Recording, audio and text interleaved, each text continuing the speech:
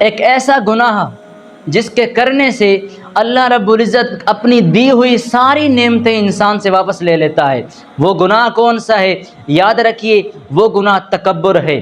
اگر اللہ رب العزت نے آپ کو اقتدار دیا ہوا ہے، مال و دولت دی ہوئی ہے، شان و شوکت سے نوازا ہوا ہے، مقام و مرتبہ دیا ہوا ہے، تو اس کا مطلب یہ ہرگز نہیں ہے کہ اگر آپ کے پاس پیسہ آ گیا، مال و دولت آ گئی، آپ کے پاس گاڑی اور بنگلے آ گئے، تو آپ غریبوں کی طرف دیکھیں بھی نہیں اور تکبر کے ساتھ چلیں، زمین پر اکڑ کے چلیں، تو رب تعالیٰ آپ کو پسند نہیں کرتا۔ ان اللہ لا يحب المتکبرین، اللہ رب العزت اکڑنے والوں کو، تکبر کرنے والوں کو جو ہے وہ پسند نہیں کرتا۔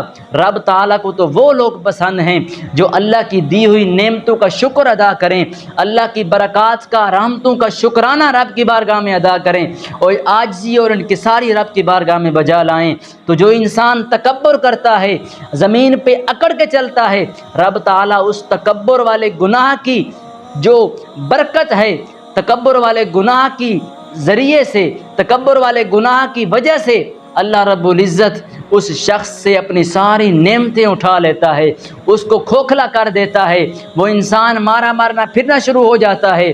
جو انسان کل اکڑ کے چلتا تھا، تکبر کے ساتھ چلتا تھا، لوگوں پر اس کا دبدبہ تھا، لوگوں پر اس کا رعب تھا، آج اس کی اکڑ ختم ہو گئی، آج اس کا تکبر ختم ہو گیا۔ کیوں؟